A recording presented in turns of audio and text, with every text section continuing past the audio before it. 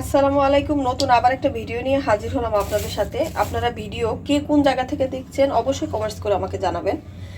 আজকে আপনাদের মূলা দিয়ে চিংড়ি, শীতকালের সব তরকারি খেতে মজা লাগে, সাথে যদি একটু চিংড়ি মাছ হয় তাহলে তো আরও টেস্ট বেশি হয়। আমি চিংড়ি মাছ দিয়ে আজকে মূলা দিয়ে রান্না করব, সেজন্য আপনার চিন্তা করলাম আপনাদের সাথে শেয়ার করি রান্নাটা। ব্লেন্ডার নিচ্ছি একটা, ব্লেন্ডারের মধ্যে হচ্ছে আপনার পেঁয়াজ কুচি, 5-6টার মতো চিংড়ি মাছ, এই যে এরকম সাইজের চিংড়ি মাছ নিচ্ছি, এই চিংড়িগুলো, আর এই যে কাঁচামরিচ দিব,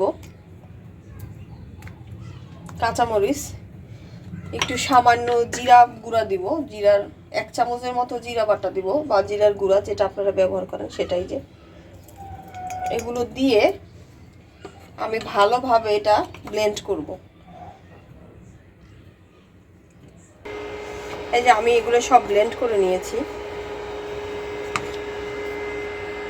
এই দেখেন অলরেডি আমি কিন্তু ব্লেন্ড করে নিয়েছি এগুলা, এই যে যেগুলো দিছি সব ব্লেন্ড করে নিয়েছি। এবার আমি মূল রান্নায় আসি। প্রথমে একটা প্যান বসাই দিছি চুলায় গরম হওয়ার জন্য। দেখেন এটার মধ্যে আমি রান্না করব। তেল ছিল আমার ওই কড়াইতে, তাই ধুই নেই। এবার এই প্যানের মধ্যে একটু তেল দিয়ে দিব।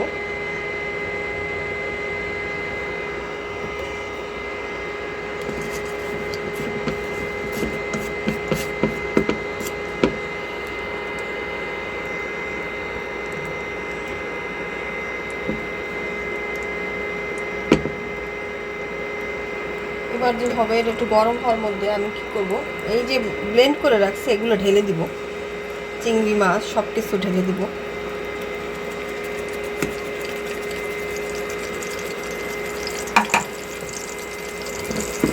এবার এই তেলের মধ্যে এগুলো সুন্দরভাবে একটু ভাজবো, মশলাগুলো সব।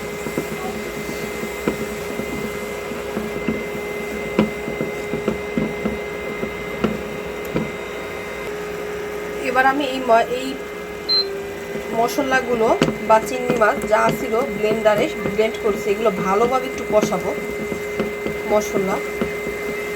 এরপর এটার মধ্যে আমি একটু হলুদ গুঁড়া দিব, সামান্য একটু পানি দিতে হবে যাতে মশলা পুড়ে না যায়। আমি একটু পানি দিই। এবার 1/2 চামচের মতো হলুদ গুঁড়া, আর একদম সামান্য একটু মরিচের গুঁড়া দিব, কারণ আমি যেহেতু কাঁচা মরিচ দিচ্ছি এটার মধ্যে, তাই অল্প পরিমাণ মরিচ গুঁড়া দিলাম। এবার ভালোভাবে এগুলো রান্না করব। এবার মশলাটা সুন্দরভাবে কষাবো অনেকক্ষণ। একটা কথা হলো, মশলা যত কষাবেন তত কিন্তু তরকারির স্বাদ দ্বিগুণ বেড়ে যায়। আর মশলা যদি ভালোভাবে আমরা না কষাই তাহলে হয় কি, কাঁচা একটা মশলার গন্ধ কিন্তু থেকেই যায়। এই কাজটা কখনোই করবেন না, আগে ভালোভাবে মশলা কষাবেন। আমি মশলা ভালোভাবে কষাই।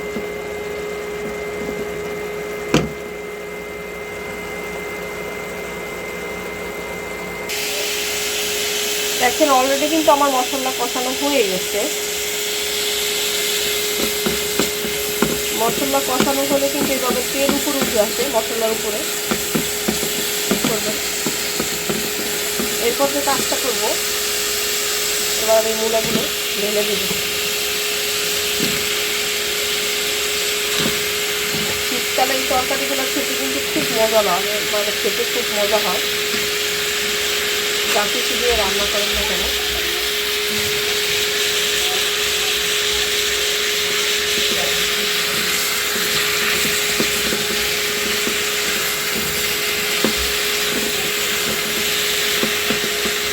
এগুলো মশলার সাথে এবার ভালোভাবে মিশাবো আমি।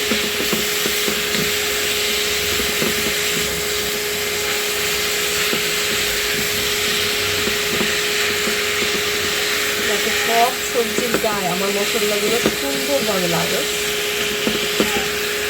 এবার আমি কী করবো, এটার মধ্যে একটু পরিমাণ মতো লবণ দিব, যেহেতু আমি লবণ পছন্দ দিই, এখন লবণ অ্যাড করবো।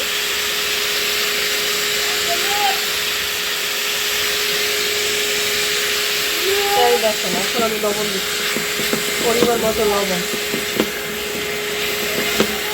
এবার ভালোভাবে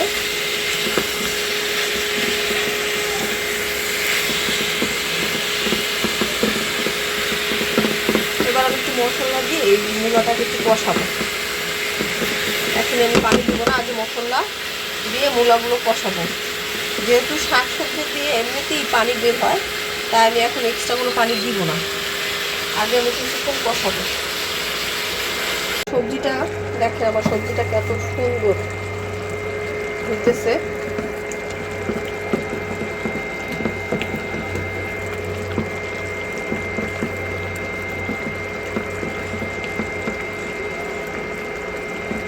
এখনো সিদ্ধ হয় নাই, আর একটু সিদ্ধ হবে। আশা করি এই পানিতেই সিদ্ধ হয়ে যাবে, মূলার পানিতেই।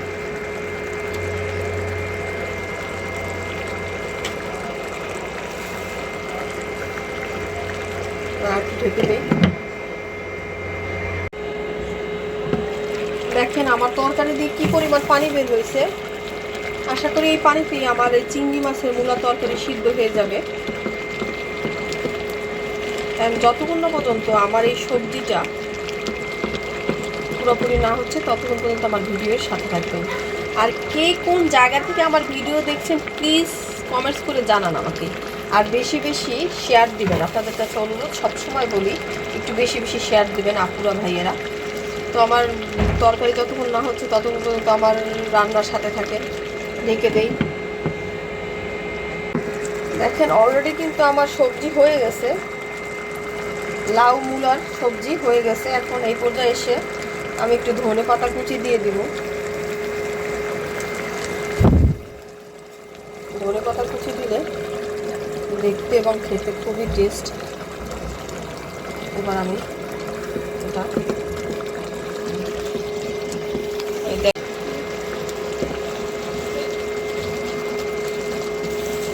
অলরেডি কিন্তু দেখেন হয়ে গেছে আমার তরকারি। কিন্তু শীতকালে সব তরকারিতে আমি ধনেপাতা দেওয়ার মানে চেষ্টা করি, আপনারা দিবেন যদি থাকে বাসায়। দেখেন তরকারিটা কত লোভনীয় সুন্দর। আজকের মতো এই যে আমার রেসিপি যদি আপনাদের ভালো লাগে বেশি বেশি শেয়ার দিয়ে আমার রেসিপির পাশে থাকবেন। আর কে কোন জায়গা থেকে আমার রেসিপি দেখছেন অবশ্যই কমেন্টস করে জানাবেন। আজকের মতো এখানে বিদায় নিচ্ছি এখনই। আসসালামু আলাইকুম।